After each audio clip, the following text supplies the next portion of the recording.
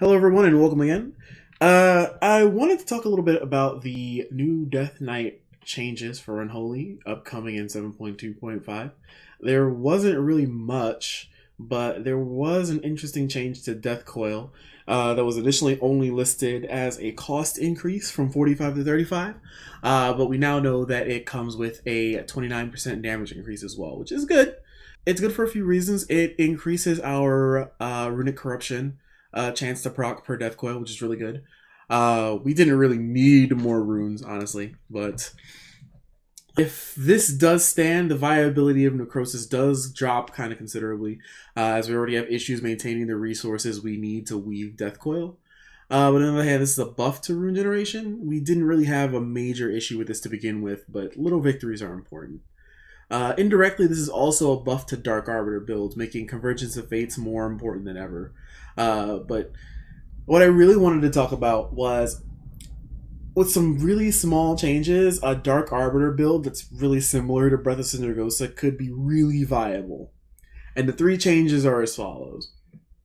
Unholy Frenzy could be changed to grant a percentage of haste and then a percentage of attack speed in addition to that, and maybe cause your attacks to deal shadow damage in total, or a small amount of shadow damage based on your attack power. We could also have Shadow Infusion be active at all times, but reduce the amount of seconds that the cooldown is reduced per death coil to maybe 3 from 5. Another change that would be really beneficial would be to take a Dark Transformation off the global cooldown. I doubt that'll happen for 7.2.5, but it is kind of a pipe dream that we could have there for that. But overall, these changes would greatly increase the usability and the strength of the legendary shoulders, of Dark Arbiter, of Shadow Infusion, so these really lesser used talents overall. It would also increase the relative power of Convergence of Fates, as well as Cephas' Secret, but it would also preserve the value of Mastery through the shadow damage attached to Unholy Frenzy, continue the level of complexity in the spec that we already know and understand. But it would also remove a lot of these clunky spell interactions, like the fact that you can't Death Coil during Dark Arbiter if you want to save it to use it to reduce the cooldown of Shadow Infusion. But honestly, it would also make Double Doom and Black Claws, which have been kind of universally panned overall, it would make them not only effective, but wanted and synergistic interactions. From only these three changes, that much would come out of it, honestly. I would accept a small baseline nerf Dark Arbiter in exchange for all of this. Maybe 6.5% for AP from 7.5. But the full talent build would be as follows. It would be Bursting Sores. You could use Pestilent Pustules or Blighted Rune Weapon. You would use Unholy Frenzy, Sludge Belcher, anything from the defensive tier, so you could use Corpse Shield, you could use Spell Eater, you could use Lingering Apparition if you like.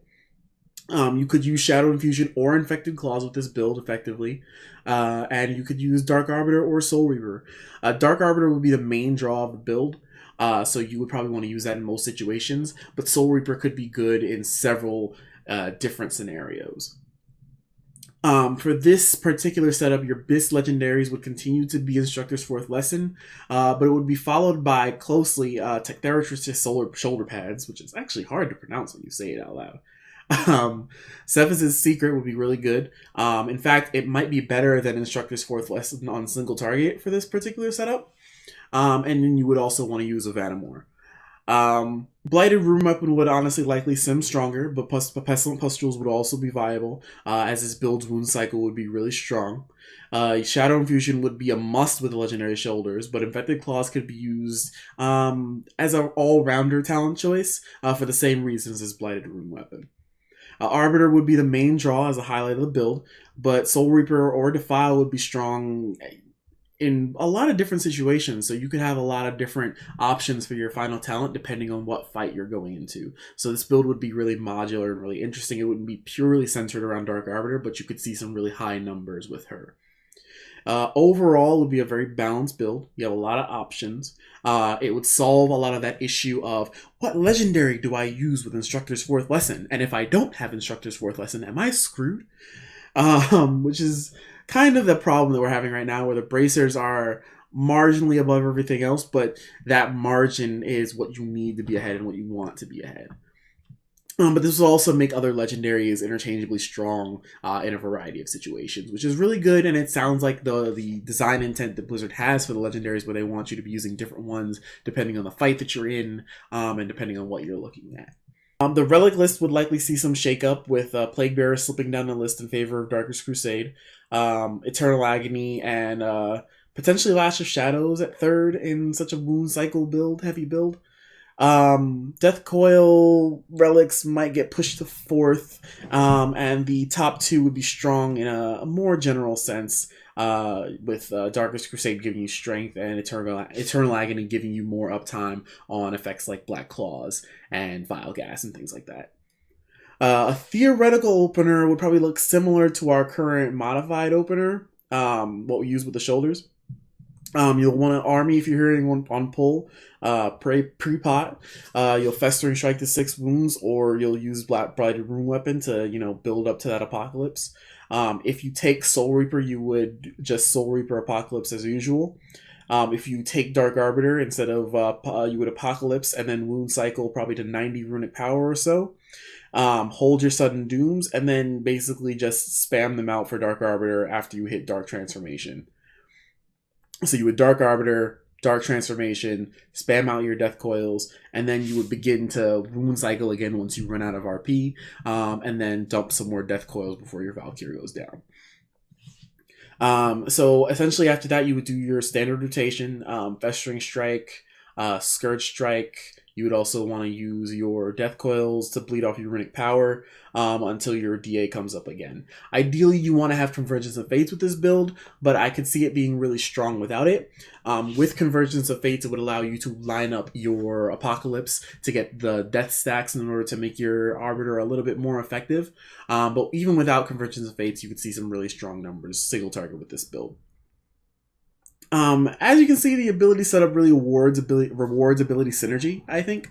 Unholy Frenzy builds under your normal wound cycle, and it's balanced by Apocalypse, bolstered by that, keeping it from falling while you feed running power to your Arbiter. Your pets become your power in a real sense, unlike they are now, which is kind of a passive, I guess, bonus. But it gives you power and you give them power. Black Claws and Unholy Frenzy synergize really well, and the pets themselves would be really strong in their own right. You would have more Dark Transformations, you would have Arbiter more often, hitting those powerful hits, 1 million, 2 million, 3 million, 6 million, really just banging out that damage there on single target, which would be really good. If you think this could work or be really fun to play, please share the video. I am kind of hoping this will get to a dev somewhere and they might actually implement these changes and make it kind of an interesting build to play. Upvote, guys. Subscribe below if you like the videos. Check out the Unholy Artifact Challenge Guide. At the Mage Tower is coming up on North American Realms again sometime tonight or tomorrow. As this video is being posted. Let me know what you guys think could be rebalanced in the comment section in terms of the build. I'm hoping that, we'll get this out there and get some information going. As always, I'm Vice Versa, and ta-ta for now.